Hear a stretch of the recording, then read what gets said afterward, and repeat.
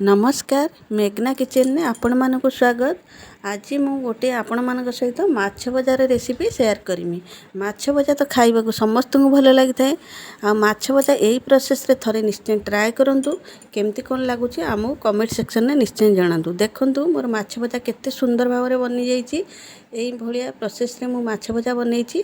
आज मु आपन को माछ भजा रेसिपी देखैबी। देखंतु मु माछ को धोई की हळदी लूण गोळेई नै जाउची। देखंतु माछरे मु हळदी लूण गोळेई नै जाईची।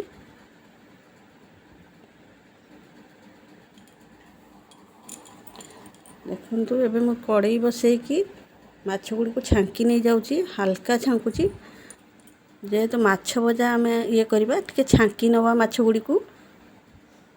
कंचा माछरे मसला गुळेइने मसला गुडी को पोड़ी जीवो सेतपई माछ को मु छांकी नै जाउची। छंका रे जदी मसला गुळेइबा हमरो भल्लो माछ भजाटा रेडी हे जीवो। देखंतु एही प्रोसेस रे मु माछ सब छांकी नै जाईची। देखंतु बड़ मोटा पीस ए भलिया भाबरे नै जिवे माछ को भाजिया पई। आ ए छंका माछरे आमे मसला गुळेइबा। देखंतु मु एही भलिया पीस नैची नांज पीस नैची। नांजरु देखंतु मझिरु टिके कट कर नै जाईची। मु सब पीस एही पीस टी भी नेउची आपन को बाछि के देखे दउची। देखंतु मसला मोर एठी रेडी कर नै जाईची। देखंतु एही भलिया क्वांटिटी रे मसला रेडी कर नेबे। जीरा रसुण आ सुखिला लंका मु एथे ऐड करके बाटी नैची। ए भलिया नै जिवे मसला बाटी नै जिवे। एठी टिके मु हळदी दे दउची।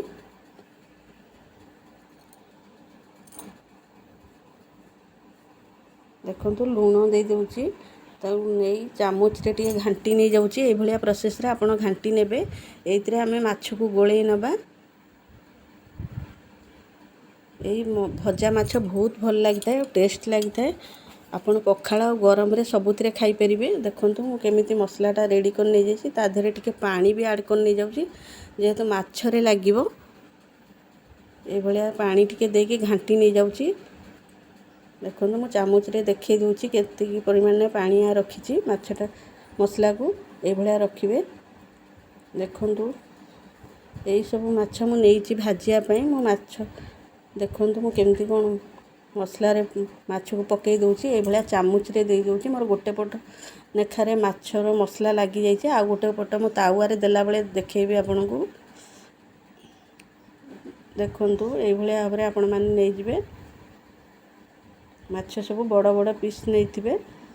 बड़ मोटा पीस नैथिबे खाया बेस भल लागिवो। ए भलिया सब पीस गुडी को मु रेडी कर नेमी।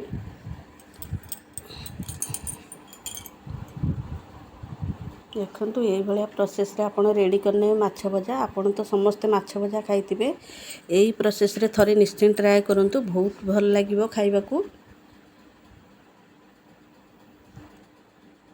देखंतु आपण को देखै दउची को भलिया भाबरे मु मसला को गोळौची माछ रे। पेट पीस नांज पीस मझी पीस मु सब प्रकार पीस नै जाईची एथरे।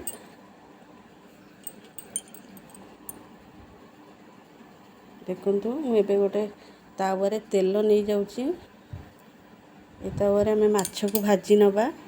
देखंतु मु तेल टिके एपट सेपट कर नै जाउची तावा तातिया पई। देखंतु एबे मु माछ को सेतरे ऐड कर नेबी।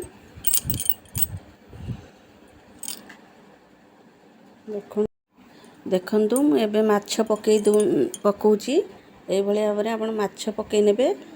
मसला पटटा मु तळ पट को देइची। चामच रे मु मसला बाकी मसला ऐड कर नै जाउची। देखंतु एही प्रोसेस रे मु माछ देई दउची। छंका माछ रे आपण छंका माछ रे आपण माछ भजा बनेइबे। देखंतु कंचा माछ रे जम्मा बनेइबेनी। मसला आपण पोड़ी जीवो। माछ रेडी करला बेल को मसला पोड़ी जीवो सेतपई आपण छंका माछ रे को बनेइबे। देखंतु एही प्रोसेस रे मु बनेइ नै जाउची। सेतरे मु टिके तेल भी देई दउची चारि पट रे बुलेई दउची।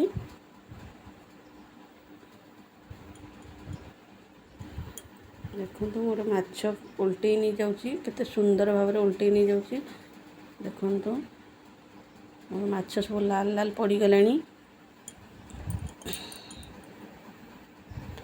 ଏଇଭଳି ଭାବରେ ଆପଣମାନେ ସବୁ ମାଛ ବନେଇଦେବେ। ଦେଖନ୍ତୁ ମୋର ମାଛ ତିନିଟା ଭଲ ଭାବରେ ରେଡ଼ି ହେଇଗଲାଣି।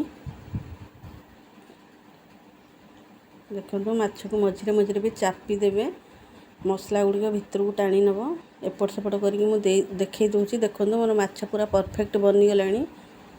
এই ମାଛ ଭଜା ପଖାଳ ଆଉ ଗରମରେ ଖାଇବାକୁ ତ ବେଶ ଭଲ ଲାଗିଥାଏ।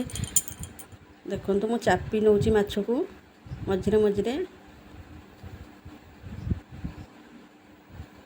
ଜିରା ମସଲାର ମାଛ ଭଜା ଖାଇବା ପୁରା ନିଆରା, ବହୁତ ଟେଷ୍ଟ ଲାଗିଥାଏ। ଦେଖନ୍ତୁ ଏହି ପ୍ରୋସେସରେ ବନାନ୍ତୁ। ଦେଖନ୍ତୁ କେମିତି କ'ଣ ମାଛ ମୋର ପୁରା ପରଫେକ୍ଟ ବନିଯାଉଛି। ମୁଁ ଚାରିପଟ ବୁଲେଇ ବୁଲେଇ ଭାଜି ନେଇଯାଉଛି ହାଲକା କମ୍ ସିମ୍ରେ।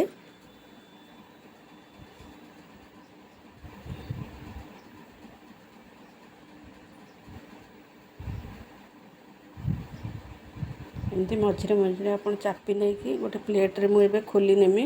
ମୋର ମାଛ ପୁରା ରେଡ଼ି ହେଇଗଲାଣି। ଦେଖନ୍ତୁ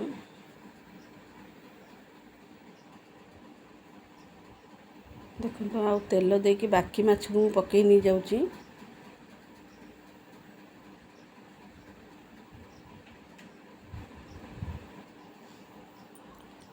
ଏ ମାଛ ଭଜା ଖାଇବାକୁ ବହୁତ ଭଲ ଲାଗିଥାଏ। ଥରେ ନିଶ୍ଚୟ ଟ୍ରାଏ କରନ୍ତୁ। ଆମ କମେଣ୍ଟ ସେକ୍ସନରେ ନିଶ୍ଚୟ ଜଣାନ୍ତୁ କେମିତି କ'ଣ ବନେଇକି ଖାଇକି କୁହନ୍ତୁ କେମିତି କ'ଣ ଲାଗୁଛି। ଦେଖନ୍ତୁ ମୁଁ ଆଉ 2 ପିସ୍ ରଖିଥିଲି, ତାକୁ ବି ଭାଜି ନେଇଯାଉଛି।